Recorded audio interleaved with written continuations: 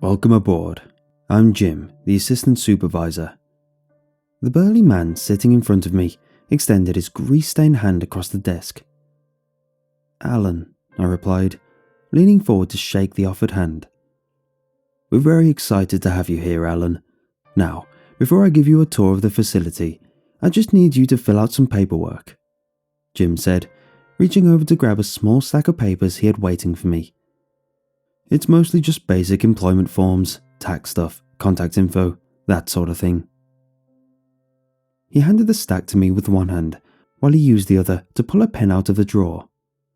After I accepted the papers, he placed the pen on the desk and slid it over to me. I'm gonna leave you to it, Jim said, gesturing at the papers with his chin as he got up and began to leave his office. I've got a few things I need to check on before we begin the tour. If you need anything, just ask Carol. He pointed at his receptionist. Once he left the office, I picked up the pen and began filling out the papers. It was the usual paperwork you'd expect to fill out when you start a new job. At least it was, until I came to the last two forms. The first was a non-disclosure agreement, and the second was a complacency procedure agreement. I know what a non-disclosure agreement is.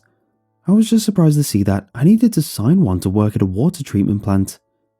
It was the complacency procedure agreement that had me confused. I had never heard of such a thing. I would have pulled out my phone and looked it up on Google, but I was asked to surrender my phone when I entered the plant. I got the impression security of the facility was very tight. I really needed the job, so there weren't many things that would keep me from signing the agreement. I just wanted to know what it was before I signed it. After mulling it over in my head for a few moments, I decided to ask Carol about it. Excuse me, Carol, I said, picking up the form and walking over to her desk. Can I ask you something?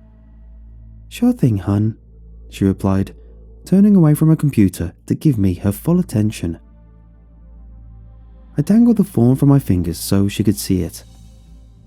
What is a complacency procedure? She sighed in annoyance, but not at me.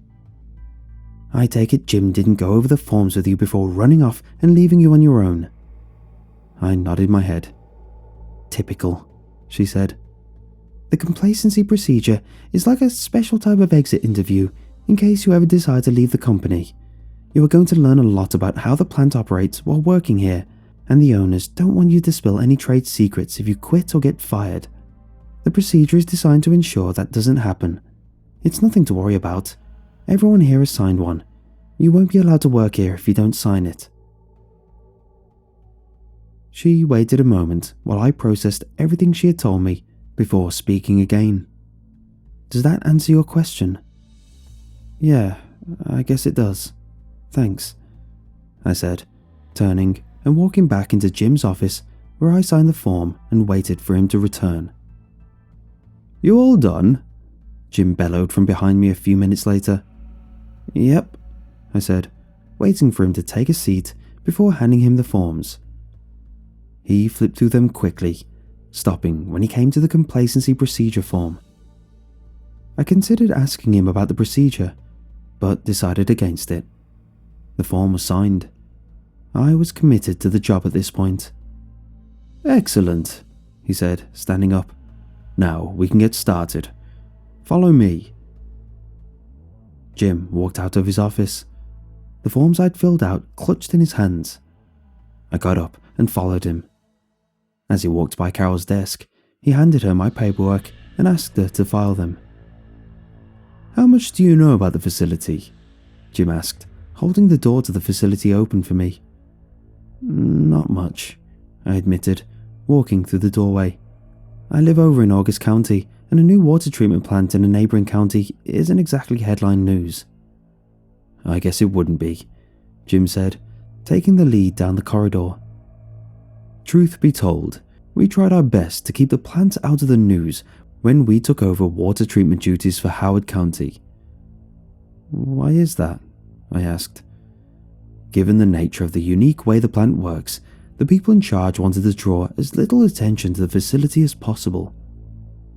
Is that why you hire people from different counties? When I applied, one of the requirements listed for the job was that I not live in Howard County.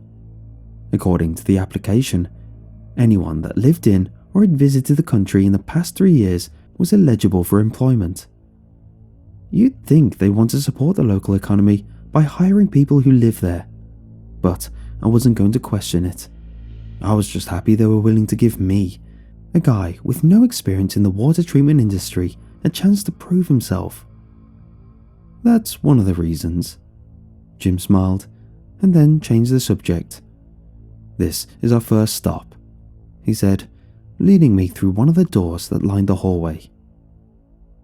The back wall of the room was filled from floor to ceiling with all sorts of meters and gauges. Standing before the wall was an older gentleman dressed in coveralls and holding a clipboard. This is the monitoring station. Jim gestured at the wall with an open hand. And this is Buddy, he said, placing a hand on the older man's shoulder.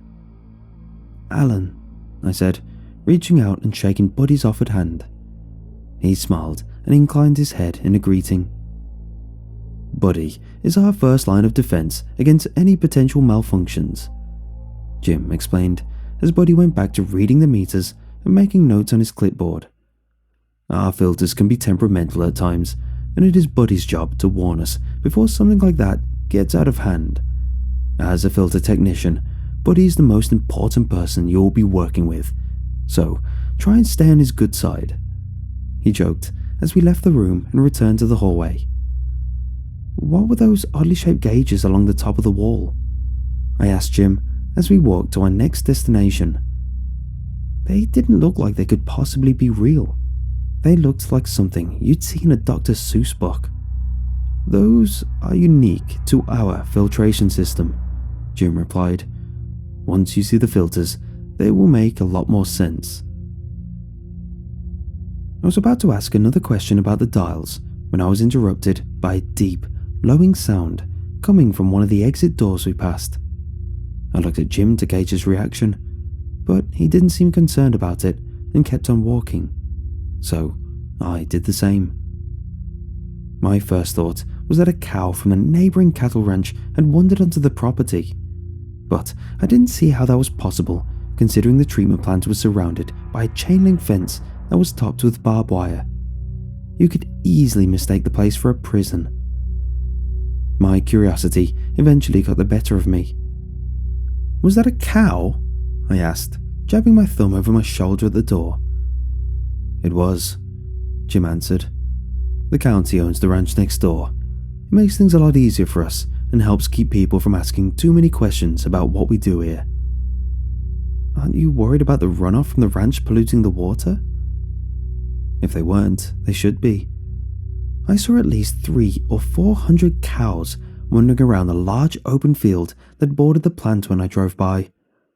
That's a lot of animal waste that can easily make its way into the water system, especially since it was so close to the treatment facility. You could run raw sewage through this plant, and what would come out would be the cleanest drinking water in the country. I know this for a fact, because we occasionally do it. What? I blurted out. Jim stopped and turned to face me. Running this facility isn't cheap. Processing waste overflow from neighbouring states helps us offset our operating costs. I know it sounds disgusting, but once you understand the process, it won't seem as shocking. I had a million questions running through my mind, but I didn't ask any of them. I decided to wait until the filtration process had been explained to me before I said anything else.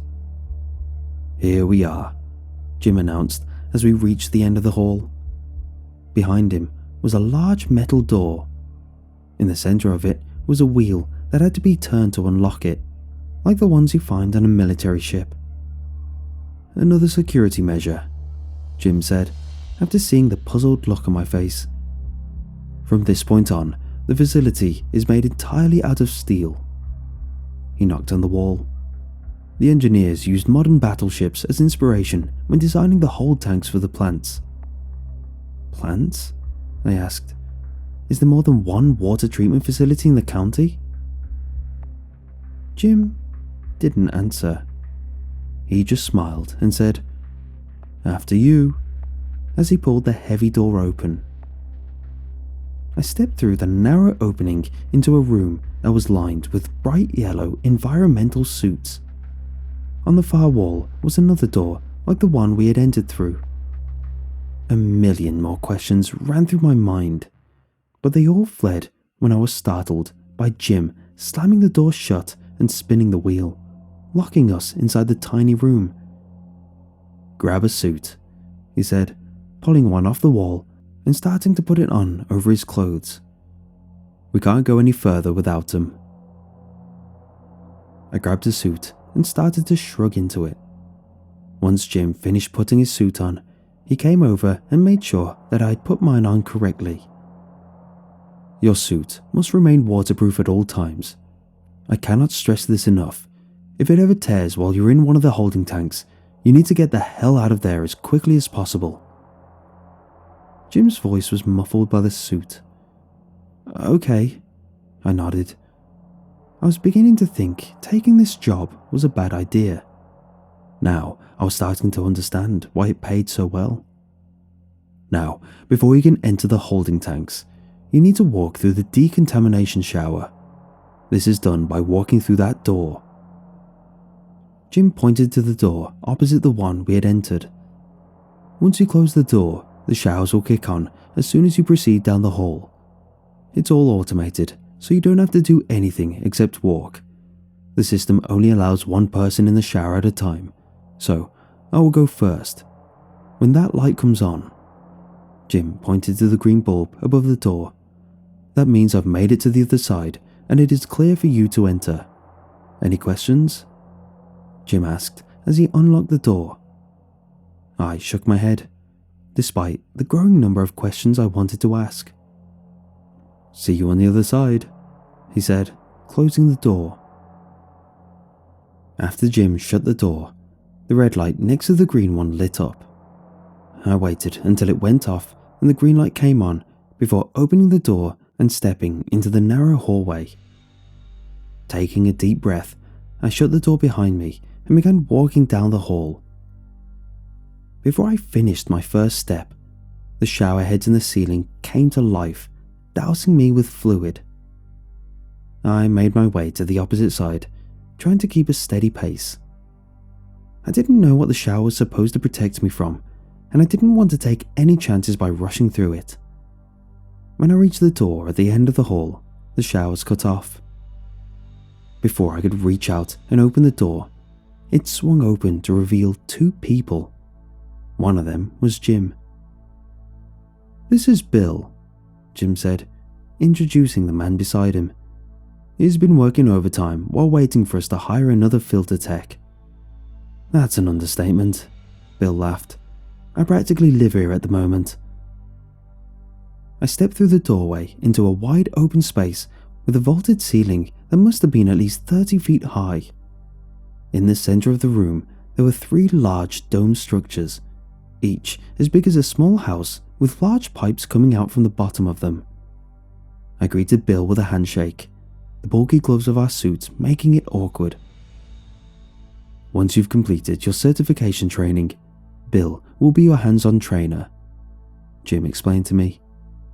To Bill, he said, "Thanks, Bill. You can go prep the facilitator for Filter 1. Bill turned to leave, but before he did, he placed a hand on my shoulder and said, "Don't worry, man. The plant looks a lot worse than it really is." I didn't know how to respond to that, so I turned to Jim to see if he might elaborate on that comment. He didn't. "Your suit has about 45 minutes worth of air," Jim said, pointing to the small canister attached to my hip. "Fresh air canisters are kept in those cabinets." He pointed to a small shelved unit off in the distance. "There's one in every corner of this room. It'll be one of your responsibilities to ensure that those cabinets are fully stocked at all times and that all empty canisters are shipped out to be refilled." I nodded to show that I understood. "Are you ready to see the filter?" Jim asked. "As ready as I'll ever be," I responded. At this point, I didn't know what to expect, but I was committed to seeing this through. I needed the job and couldn't afford to back out now.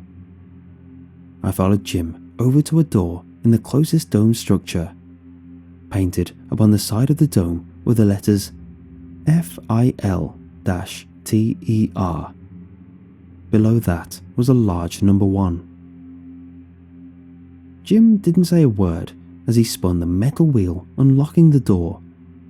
Once the door was opened, he motioned for me to enter first. I stepped through the doorway. What I saw defied belief. I was expecting a network of pools and pipes along with a complex filtration system. Instead, I saw a concrete room, in the center of which was a large creature that vaguely resembled a deformed anemone, if an anemone could grow to be the size of a bus. I turned and faced Jim, expecting him to start laughing at the joke he had just played on me. But he just held me with his gaze, obviously waiting to see if I would freak out or not. "That's the filter?" I asked, pointing at it. "It is," he replied. "To be more precise, it is a fungiform intelligent lifeform transdimensional environmental regulator, filter for short. I often refer to them as the water treatment plants, since they sort of look like flowers." "Intelligent? Are you saying that thing knows we are here?" I turned back around and leaned my head back to see if I could find anything that resembled a head or a face on the top of it. "Can it understand what we say?" "I'd say it is semi-intelligent," Jim replied. "It hasn't shown any indication it could understand us, but it does possess a cunning that rivals most predators." "Is it safe to be this close to it?" "As long as you have your suit on, you aren't in any danger. You could go up and touch it if you'd like." "I'll pass," I said. "So, how does it filter the water?" I asked as curiosity started to replace my disbelief. "It doesn't filter the water. It produces it," Jim answered. "How?" Before Jim could answer, Bill walked through the doorway leading a cow. "Perfect timing," Jim said to Bill. To me, he said, "We think the filters are transdimensional creatures. That means they exist in 2 dimensions at once, ours and another one. Our best guess is that the water it produces comes from this other dimension." "How do you get it to produce water when you want it to? It doesn't look like it's in the mood." The tentacles that surrounded his body seemed to be limp and inactive. "That's what the cow is for. We call it a facilitator. Once the filter ingests the cow, it'll come alive like a sprinkler and fill this room in a matter of hours." The cow mooed when it was mentioned. The sound did not go unnoticed by the filter. Its tentacles came to life as it shifted its body towards the animal. The strange creature's excitement could be felt as vibrations in the air. Before the cow could respond to the threat, one of the filter's tentacles blasted it with a jet of water. The cow turned to run, but suddenly stopped. It stood there, dripping wet, oblivious to the large creature looming over it. Even when it turned its head and looked right at the filter, all it did was moo. When an opening formed in the filter's body, spilling forth a tangled mess of writhing tendrils to engulf the cow, it didn't struggle. It went to its death without a struggle. A few moments after the cow was pulled into the base of the filter, the tentacles along the top of its body began to swell and undulate before spurting forth a torrent of water, one after the other. It was impossible to avoid getting sprayed. I prayed my suit didn't have a hole in it. I saw what the water did to the cow. "That's our cue to leave," Jim said, motioning towards the door. I didn't need to be told twice. I was the first one out of the dome, followed by Jim and then Bill, who closed the door and sealed it. Before I could say anything, Jim held up his hand to stop me. "Let's get out of these suits and head back to my office. There is a lot to go over, and I'd rather not do it standing around in these uncomfortable suits." I couldn't argue with that. I followed Jim back to the chemical shower. When it was my turn to walk through it, I stayed inside it longer than was necessary to ensure I was properly decontaminated. "Where did that thing come from?" I asked after Jim had taken a seat behind his desk. "Well, that's a long story," he said, opening a drawer and pulling out a large manual and slapping it on his desk. "That's what this is for." He placed his hand on the book. "Everything you need to know about the filters, where they came from, why they are here, can be found in this book." I picked up the book and read the title. The Old One Accords. Underneath the title was a string of gibberish that looked like a bunch of letters and apostrophes. It was something like Feng Lui Magnalf, Cthulhu Relay, Magnalo Fugnan. "Is this supposed to be some sort of training manual?" I asked. "What if I told you that a race of ancient deities from beyond time and space had awoken and had been secretly subjugating the planet for years, and that by the time the leaders of the world found out about it, it was already too late?" Jim's question sounded like the plot of a bad science fiction movie. "Up until an hour ago, I would have assumed you were on drugs," I replied. "After what I've seen today, I'd give you the benefit of the doubt and hear you out before I decide if you were crazy or not." "Well, it's true. But don't take my word for it. Read the book. It's all in there." "What does any of this have to do with working here at the plant?" "As part of the surrender agreement the government made with the Old Ones, every state has to give up one county to act as the seat of power for the overseers, a place where they could continue to manipulate the world without the world knowing it. The filters are for them. The water they produce keeps the local populace compliant and ignorant of the creatures that act as their friends and neighbors. It also keeps them from questioning things when someone happens to go missing, if you know what I mean." "No, I don't know what you mean. What are you talking about?" I leaned forward, placing my forearms on the edges of his desk. "The overseers have a very specific diet." Jim paused to let this comment sink in. "Thankfully, they don't have to eat that often." "You mean they eat?" Jim nodded. I found it best not to dwell on it. I only mention it because I want you to know what's at stake if you decide to work here. That is why you have to read the manual. Once you're done reading it, you can become a certified acolyte and you won't have to worry about what goes on in Howard County." "Acolyte?" "It's just a fancy title used to refer to those in their employ. Don't let that turn you off. We rarely use the term on the job." "What if I decide the job isn't right for me?" "Allow me to answer that." The voice that came from behind me made my skin crawl. It was wet and phlegmy. The speaker spat the words out, clearly not used to speaking English or articulating words in general. I was too afraid to turn around, knowing the thing behind me wasn't human. It couldn't be. "Of course, Overseer Orazath," Jim said, standing to greet his boss. After he spoke, Overseer Orazath placed his hand on my shoulder. At least, I thought it was a hand, until I felt something cold and wet seep through my shirt. I froze, doing my best to not show my unease. "Alan," he said, pausing as he leaned in close to my ear. "What is known cannot be forgotten. If you choose to leave, I'll have to hold you to the complacency agreement you signed." His breath smelled like a festering wound. "What does that mean?" I asked, unable to keep the tremble out of my voice. "It means if you're not an acolyte for this company, you'll become Howard County's newest resident. At least you'll be a resident until your services are needed in other ways." Other ways?